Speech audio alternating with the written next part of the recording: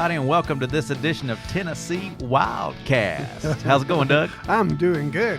I'm happy we went somewhere and we caught fish. Oh, we did, yes. We got a great video we're going to show y'all today. A little different show today. And we caught some fish. It was fun. We did. You bass fishermen, wannabe bass fishermen, you're going to like what we show you today. Mm-hmm. You are. We're going to go fishing with Roger Bitz. He's a hatchery manager for TW. He's going to talk about Florida largemouth, but then he's going to catch a bunch of bass and teach us how to do it in deep water using electronics. Not a show that we always do. If we could get out more with our guys that are good like this, I'd go. Yeah, all the time.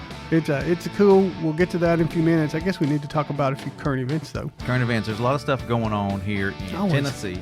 Always a lot of stuff going on. And we've got the deal so you can see the quick guide, what's going on. Yeah, this is important. We know that a lot of hunters like to go ahead and start planning their vacation dates. So there is a one-page summary out on our website now, tnwildlife.org. It's all over the place. It's under a topic called Hot Topics. It's under the main menu for hunters. You just scroll down and you just hit on that menu and boom, this thing, you'll see that it says one-page summary or a quick guide.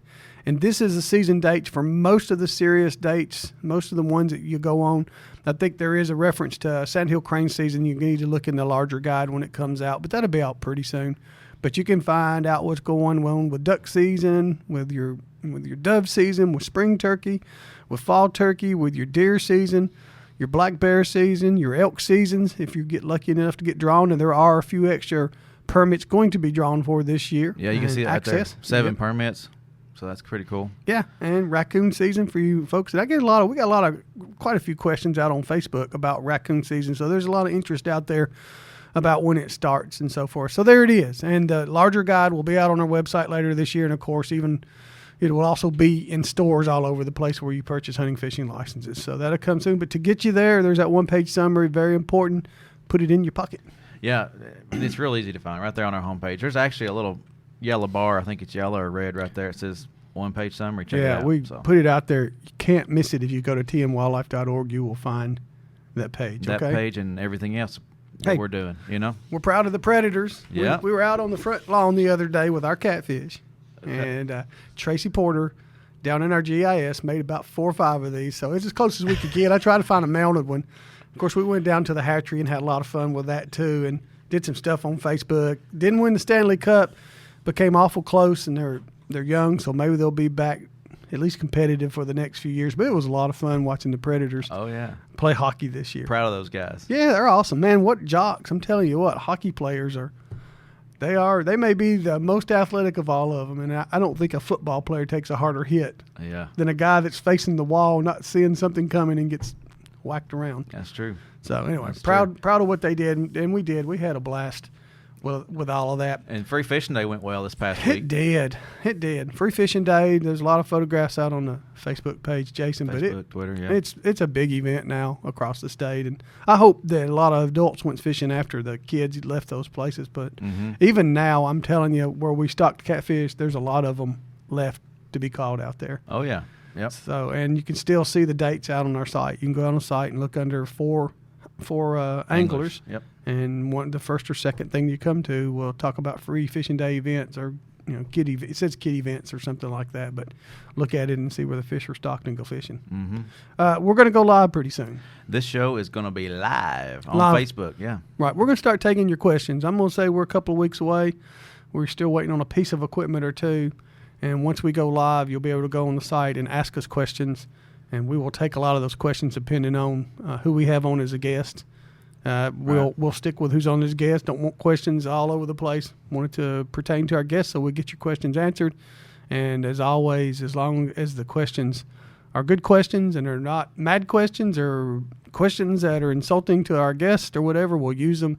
If there's some of those things, you probably won't get to ask any more questions. Yeah, we may have to. We want to keep it sane always. Yeah. These guys are here working hard for you and want to help you with ideas and answers and make our state better for hunting and fishing in Tennessee and wildlife viewing. And it'll be cool. We're going to change up the show a little bit. Yep. Doing that live thing, taking questions. You'll be able to watch. Hopefully, we're going to try to do Facebook and YouTube first. Watch on those 2 platforms. It's just going to be different. And, we may not do 30-minute shows. We may do hour show. We may do 45 minutes. We may do 20 minutes. And like today, this is going to be a little shorter because it is. We got a little fishing segment and we'll be back with you. But yeah, about a 7-8 minute segment today with Roger Bitz, which we'll get to here in just a minute. Get out your notepads because take some notes. He's Roger, he's good. The day that we went, gosh, there were hundreds of boats all around us on Kentucky Lake. They were getting ready for the Triton Owners Tournament, and it's a big tournament, close to 400 boats. So everybody was out scouting, but Roger had done his scouting too, just for us. And man, he got all over largemouth bass. And we left, Jason and I, on the video you'll see, we had to leave about 2. I kept getting texts from Roger all the way home about another. They were getting bigger and bigger the whole time. And you'll see some of those photos he took of himself with the big ones we missed after we left. Yeah, and you won't see. I don't know if it's in your video, but there was one time where Roger set the hook, and it broke his line on the set, and he wasn't hooked up on a stump or something. He was hooked into a fish, and he was fishing with 12, 15-pound test. Early on, he was trying to locate those guys with a crankbait, and lost his crankbait. Lost a big fish, and he was upset about it for a while, but he was so busy catching other fish, the memory went away soon. Yeah, it's pretty amazing what you can do with these technology out there to find these fish. I was amazed at how you do that. It's the first time I've fished like that. Yeah, it is. It's not that difficult to learn the technology. He's had friends help him some, and then just go out there and study it for a while until it start understanding it. And it's really neat the way Roger can go out there and determine probably what's a bass, probably what's a crappie, probably what might be white bass or stripe that are just the way they school. They school differently, right? Hang out differently. But it's a summer pattern. And that's pretty much the name of it, fishing that summer pattern for bass, something like that. And because that's what it is from now until the next couple months, a lot of these bass will stage up in areas that we'll show you in this video. Yep. You ready to get to it? Let's do it. Let's go fishing with Roger Bitz. He's the hatchery manager at Springfield Hatchery in Robertson County and a really good fisherman. Tell us what's going on. We're on Kentucky Lake. We're in this big desert-looking water. I mean, it's so wide open. But yet, I bet we've ever caught or hooked 25 fish today. Oh yeah. And for this time of year, it's not really that uncommon. I mean, there's 300, 400 boats out here practicing for a tournament tomorrow, and all these guys, I'd say 90+% of them are doing the same thing. And just speaks well of Kentucky Lake. This is very early June. What do you do in the summertime on Kentucky Lake, out here in the middle of nowhere? So what happens is by the 1st of June, you can almost set your calendar every year as these fish are starting to make their way out to their summer homes. They move out here on these humps and points and drops adjacent to a secondary river channel or the main river channel, and that's basically where they live their lives until fall. So they're just now starting to make their way from the main creeks to the mouths of the creeks and out onto eventually out on the main river. And it's not to ledge. say you can't go to Kentucky Lake and catch something shallow or fish at night and catch them up there near the shoreline. Right. But if you want to catch fish during the summer, during the day, and catch a lot of them, this is a great way to do it. We've been watching you with your sonar, your down scanner, your side scanner. Fish can't hide anymore if you learn how to use those. No, I don't consider myself great at this at all, but I had somebody show me how to do it, and I went out and got some good electronics, and then spent the time on the water. And that's the main thing. I mean, you can get great electronics, but the best way, in my opinion, is you get the good electronics, and then you come out here and you spend the time to put it to use. And then once you see what you're seeing on the graph, and then you catch it to confirm that, then that really builds your confidence. Today, 3 baits caught most of the fish. You had a crankbait to start with, a jig, and then also Jason hooked in some good fish on a shaky head. Tell us what they are. These fish, they've made their way out of the creeks onto these main lake structure areas, and they're grouped up. They're starting to school up, and on this lake you can find schools of fish of 100 or more. Typically what I do is try to throw a crankbait or something moving to hopefully get them fired up. That's your goal, is to get them fired up and get them into a feeding frenzy. Once you do that, you can almost catch them every cast. When we pulled up this morning, they were grouped up. We caught several really quick on the crankbait, got them fired up, and then either the current shuts off or fishermen bust them up and they become wise and they scatter along the structure. And that's what happened, is they scattered. And we just, since we were catching them, we thought, there's no sense in leaving fish biting fish. So we just kind of stayed there. When they stopped hitting the crankbait, just slow down with a jig or worm or something to really soak that bait in the strike zone. We've caught some nice fish today, but we're trying to spend a few minutes looking for a big fish. But even if we don't, this is big fish time of year, right? Oh yeah, a big fish time of year. Yeah, and that's the thing with this type of fishing, especially on this lake, is it's known for that. We were catching good quality fish, but we weren't catching those giants that I've found schools out here.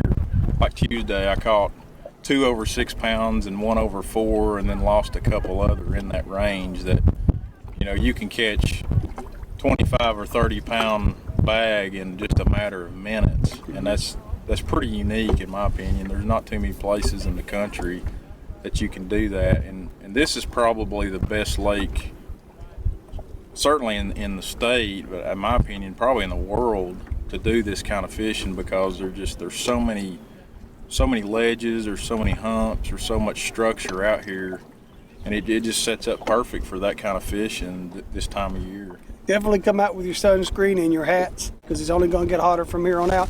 And Roger, one other thing before you go, you are the hatchery manager at Springfield Hatchery. It's in Robertson County, Middle Tennessee, but you produce fish that goes out all over the state. One of them you produce is the Florida largemouth bass. Tell me about that. We've been stocking Floridas historically in Chickamauga and since the early 2000s, and I think Kentucky actually there was some early stockings. They did several as well. bays here. Yeah. And then a few small lakes in West Tennessee. A couple years ago, the commission made the decision to based on the success of Chickamauga, we wanted to expand our Florida stocking program to essentially the remainder of the Tennessee River, which included Fort Loudon, Watts Bar, Nickajack, and to continue making Kentucky a normal stocking as well. So we go from stocking one reservoir to expanding to all these others. So, almost all of our warm water hatcheries are raising Florida bass now. Humboldt hatcheries actually this year started to spawn Florida bass, and this is new in Tennessee, because in years past we've relied on the state of Florida or Texas or Louisiana to get our fry. So when we've expanded, when the decision was made to expand the stocking to the remainder of the Tennessee, well, we wanted to try to become more self-sufficient instead of relying on other agencies for fry, because some years you may not get the number you need or you may not get them at all. So Humboldt, we actually took fish that we had raised for stocking and grew them out as brood. A couple hatcheries, we grew them out as brood fish. This year they used those brood fish for the first time, and they were only two-year-old brood fish, and surprisingly we got a lot of really good spawns. That's awesome. I think we heard David Roddy, who's statewide hatchery coordinator, say more than 500,000, with the goal to be in the next few years 1 million Florida largemouth bass going out. I guess plus in addition what you guys are might be the total, but a lot of largemouths, Florida largemouth going out to Tennessee River system primarily. Yes. And like Kentucky Lake. So anyway, all right, Roger, you've done great today. We appreciate everything. No problem. Catch us a big one before we go. We're gonna try. Well, let's show Jason. I hope Jason's ending this video with him holding one of his big fish. Absolutely. That's an awesome day. Then you get me and Jason to catch fish. I'd say we've caught 75, 80 largemouth today, and I caught a smallmouth. Yeah. It was really big. Sure enough. Hey, Doug, you finally caught a fish. You did too. It took us a while. We had to go with somebody to do it, right? Yeah, that was a great trip. It really was, and good job on the video too. Thank you. Jason. You put it together, and there was a lot of fish that we hooked and lost during the course of that too. But when you're catching so many, it doesn't hurt so much. Yeah. And so, and like I said, you showed the photographs where Roger kept on catching them. He called me later, or we text later, a day or two later, and said it was one of the better days he's ever had. Yeah. So you don't always go out there with a camera and have the best day. Right. So that was pretty lucky for us. Speaking of cameras, I don't know if it's a really big deal, but I shot all that on the iPhone, which was pretty cool. You did. Every bit of it on the iPhone. I thought that was neat, just to be able to take that. Well, there was a few GoPro shots out there too. Well, the ones under the water. Yeah. We didn't stick the iPhone under the water, but But yeah, you did a good job with that, and you left out some of the video I shot. I didn't understand. Well, why that. But But no comment. we got some good stuff too. Yeah, But, yeah, and then the techniques, learning those techniques. I wasn't really good with the jig, and I don't think I even tied one on. But the shaky head was working for me, and the crankbait was working for Roger, and you were throwing that jig, and it was pretty awesome. And then the one smallmouth you caught, that was awesome too. Yeah, hit the jig. I think I quit messing with the jig for about 10 minutes or whatever, but I was having fun with the jig. And the length of cast, I do want to mention this. The length of cast can matter. Roger is a good fisherman, way better bass fisherman than I am, but I noticed that day he was getting an extra 20 feet on his cast. Right. For whatever reason. He could sling it. He could sling that thing a long way, and once you picked off the fish that are closer to you, you got those fish that are a little further out, and that's a real advantage if you don't want to get your boat in too close to them. Yeah, you don't want to sit right up on top of them. Right. I mean, even though we were catching some pretty close to the boat, but yeah, cast it on out there. After those ran out, he was weighing it on out there and really hitting. And I really liked that deep running crankbait.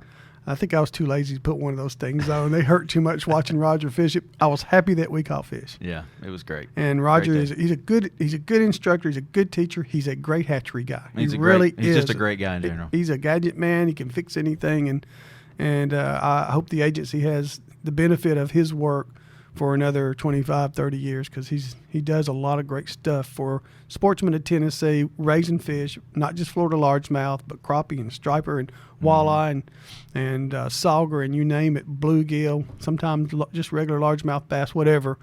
Roger does a great job. And go back and watch one of our previous shows with Roger right there at the hatchery. Yeah. He gets pretty in-depth on some of the stuff they're doing there, and that's pretty cool. Yeah, all our shows are still out there. And as I said, we said in the early part of the show, we're going to go live to Facebook here in the next couple of weeks. We will be taking questions via Facebook. We feel like this podcast needs to get out there more in front of a lot of you because we get so many great guests on here. And we think more folks will see it that way, and we want to be interactive with you and let you actually talk. Not us do all the questioning, but y'all do some questioning too. Yeah, it'll be fun. It will be fun. It's going to be interesting. Hey, we'll give away some hats and shirts too. Yeah, we can do that on there. It will make it easier Yeah. because we still got some to give away. Mm-hmm. All right. I don't have anything else. I think that's all I got. All right, everybody. Yep. So we'll be back. Back next week, and who knows, we might be live. We might be live. Just stay tuned. Keep following our Facebook and our Twitter and our Instagram, and follow us out there and stay connected with us. All right. See you next week, everybody. All right, see y'all.